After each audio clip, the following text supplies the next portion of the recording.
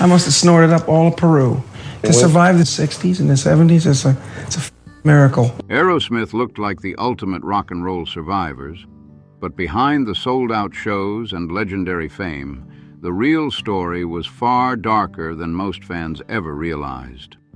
The rest of the time, we were relatively sober and having a career. But we're talking secret health battles, cancer scares, addiction so extreme millions were reportedly burned away, shocking backstage betrayals, and moments where the band came dangerously close to completely falling apart.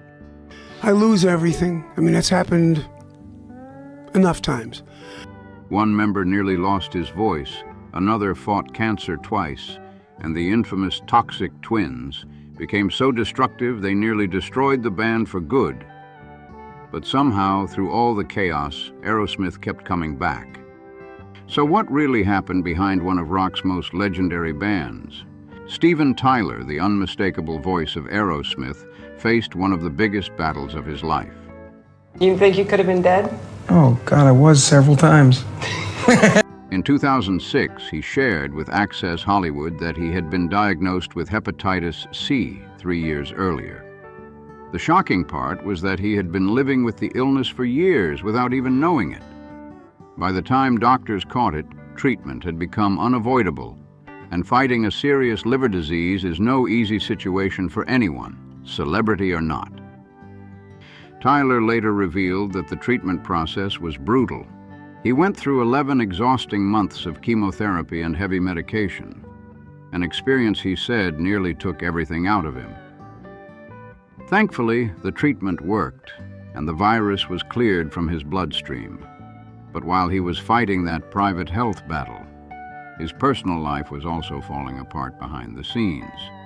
At the same time, Tyler was dealing with major problems in his marriage to Teresa Barrick. The relationship eventually ended in divorce in 2006, adding even more emotional pressure during an already painful chapter of his life.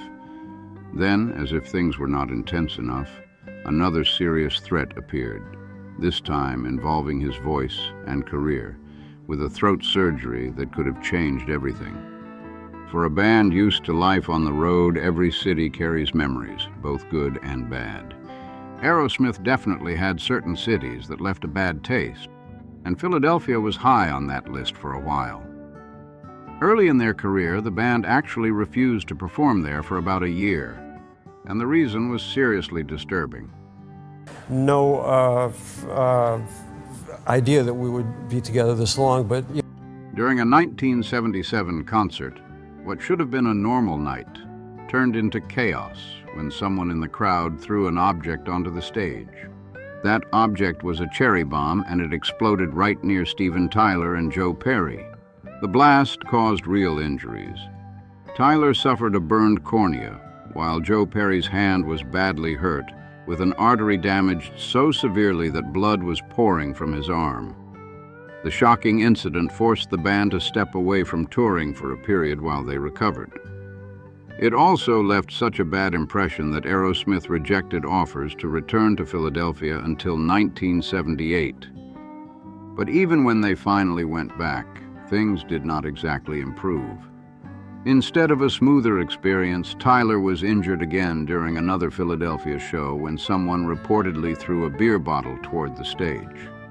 The bottle shattered, and flying glass cut his face, turning what should have been a comeback performance into yet another nightmare.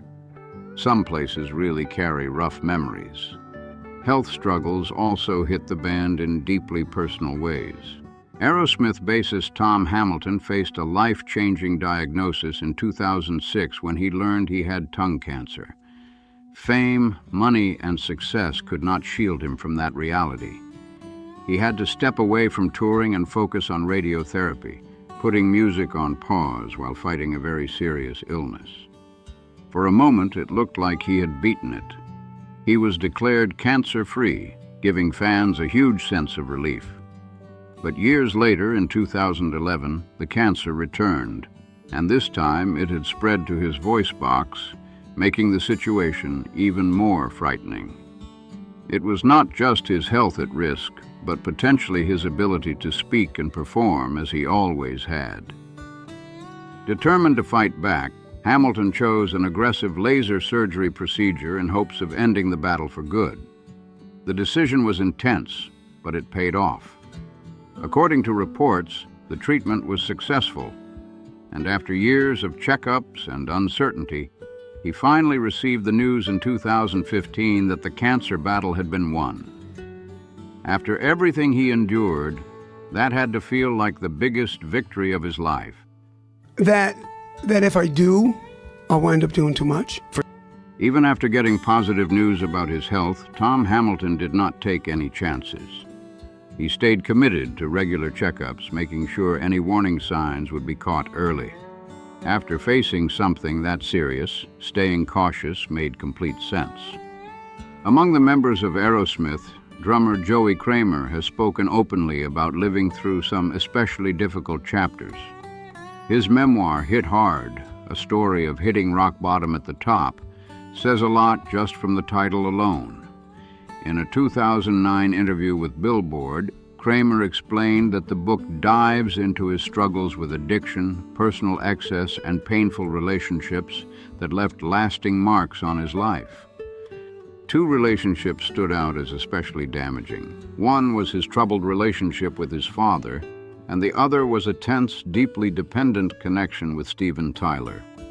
For a band known for chaos behind the scenes, that kind of emotional pressure only added more weight. It says a lot that the foreword for Kramer's book was written by Mötley Crüe's Nikki Sixx, someone widely known for surviving his own intense battles involving addiction, family struggles, and conflict within a band. What makes Kramer's story stand out is that he did not just want to tell it for the sake of reliving the past. He wanted his experiences to actually help other people dealing with similar struggles. Speaking to Billboard, he explained, "Because I've been allowed to do what I've done via Aerosmith, I'd like to be able to carry it on as I get older on another level. Whatever that may be is really unbeknownst to me. Maybe some sort of a lecture series or circuit or whatever, but I know that it will come." That mindset shows someone trying to turn years of pain into something useful. Surviving destructive habits, emotional conflict, and the pressures of fame can leave serious scars, but it can also push people toward helping others avoid the same path. And considering how extreme Aerosmith's early rock and roll lifestyle became, with heavy substance use becoming part of the band's reputation, it is not surprising that their chaotic years sometimes brought them dangerously close to legal trouble. In 2017, Tom Hamilton and guitarist Brad Whitford shared with NME a wild story from Aerosmith's earlier years, and it sounded like something straight out of a movie. While traveling to a gig on the New Jersey Turnpike, the band's trip took a sudden turn when a police car pulled them over without warning. What made the situation especially tense was that they were carrying 2 bags of marijuana at the time, turning a routine traffic stop into a serious problem fast. The officer already seemed suspicious, and during a quick search, a single pot seed was reportedly found in the back of the vehicle. That was enough for things to escalate quickly. All 5 band members were handcuffed to a roadside railing before being taken to the police station, with the whole situation looking like it could spiral into a disaster. According to the story, Steven Tyler reacted fast under pressure. While being held, he noticed a nearby room with the door open and the lights off. Seeing an opportunity, he reportedly took the bags from Brad Whitford and tossed them into the dark room just before a detective entered the area. Moments later, the band was taken for fingerprinting, and somehow the hidden bags went unnoticed. In a surprising twist, the police did not find the marijuana, and the band was released. After all that chaos, they still made it to their show, only to be greeted by a crowd of roughly a dozen people. After a dramatic escape from legal trouble, that turnout had to feel like the most brutally ironic ending possible. Aerosmith's larger-than-life behavior did not just create trouble with authorities. It also made life difficult for the people working behind the scenes. According to Steven Tyler's memoir, "Does the Noise in My Head Bother You?" the band's road crew did not always appreciate the group's behavior while touring. Long days, unpredictable antics, and non-stop pressure can wear anyone down. Tyler's book describes how the crew sometimes found unusual ways to deal with their frustration. One quoted line captures the attitude. "So what you're saying is that roadies are the bottom feeders in the great babe food chain." When tensions boiled over, the crew reportedly had their own sneaky and unpleasant methods of getting a little payback, showing that life on tour was not always glamorous, even for the people helping make the shows happen. Life on the road with Aerosmith apparently came with some seriously nasty behind-the-scenes stories. According to Steven Tyler, some frustrated road crew members took revenge in a way that was unbelievably unsanitary. He claimed they would sneak over to the band's catering and tamper with the musicians' deli meats in a disgusting prank. Tyler said he had no idea this had allegedly happened until years later, when a former roadie confessed. That is the kind of tour story nobody wants to hear after the fact. By the late 2000s, Aerosmith was dealing with a very different kind of problem, and this one threatened the band's creative future. In a 2009 interview with Reuters, Joe Perry explained that a series of health problems affecting different band members played a major role in why Aerosmith had not released a new album since 2001's Just Push Play. But medical setbacks were only part of the issue. Behind the scenes, communication between the band members had become seriously strained. Perry revealed that outside of touring obligations, the members were barely speaking to each other. Even more shocking, the songwriting connection between Perry and Steven Tyler, one of the band's most important creative partnerships, had almost completely broken down. According to Perry, they had not written a song together in roughly 10 years, and even he seemed unsure how things had gotten that bad. While Aerosmith remained stuck creatively, Perry kept writing music constantly. Instead of letting those songs sit untouched, he redirected that energy into solo work.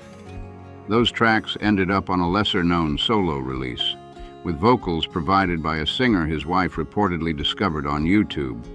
It was an unexpected detour for someone from one of rock's biggest bands, but it showed he was not about to stop creating. Meanwhile, Aerosmith eventually returned with music from another dimension. In 2012, but the comeback did not exactly blow critics away. Reviews were mixed, and for some fans, it did not feel like the explosive return they had hoped for. After such a long gap, expectations were sky high. Substance use was another major part of Aerosmith's reputation during their earlier years, something several members have openly discussed themselves. Steven Tyler and Joe Perry in particular have spoken publicly about their struggles with addiction. Perry once admitted that he was using heroin around the time of his 1975 wedding, a revealing example of just how deeply those habits had taken hold during that era.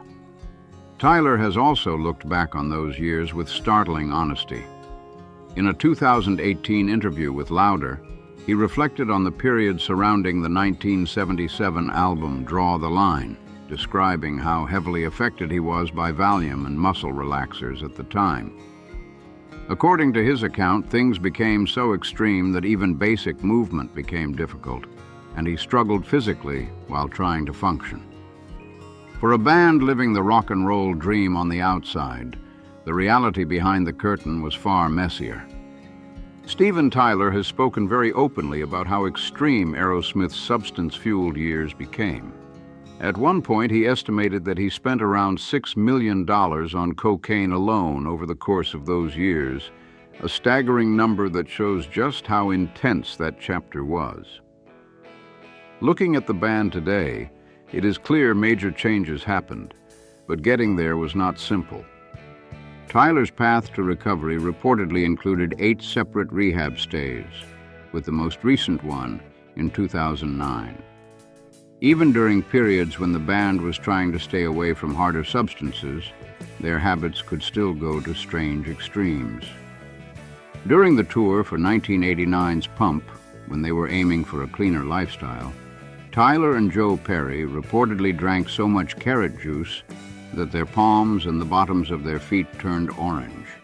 That is a bizarre image, but it says a lot about how intensely they approached almost everything.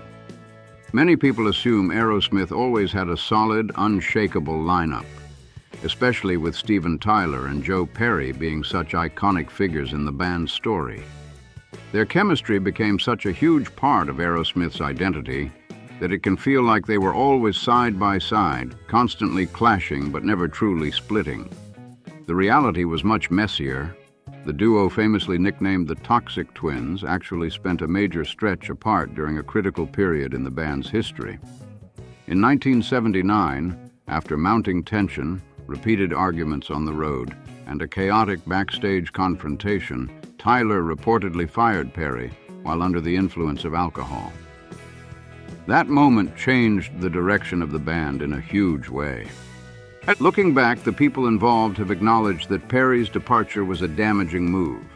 Fans were upset almost immediately, and while 1979's Night in the Ruts still performed reasonably well, the momentum that had carried Aerosmith through their peak years started fading fast. The spark that once made them unstoppable seemed to weaken. Things only got worse in the following years. The band's relationship with their record label became strained, audiences grew less enthusiastic, and the creative output no longer had the same impact. The 1982 album Rock in a Hard Place arrived to a far colder response than the band was used to, adding to the sense that Aerosmith had lost its footing. As if losing Joe Perry was not enough, guitarist Brad Whitford also left in 1981, creating even more instability. Replacement members stepped in, but many longtime fans never fully connected with the new lineup. For a band built on chemistry, swagger, and recognizable personalities, those changes hit hard and made an already rough era feel even more uncertain. It took an unexpected backstage meeting in 1984 between Steven Tyler, Joe Perry, and Brad Whitford to finally begin repairing the damage that had built up over the years. That surprise reunion helped bring the classic lineup back together and reignited the chemistry that fans had been missing. For a moment, it looked like Aerosmith had found their spark again.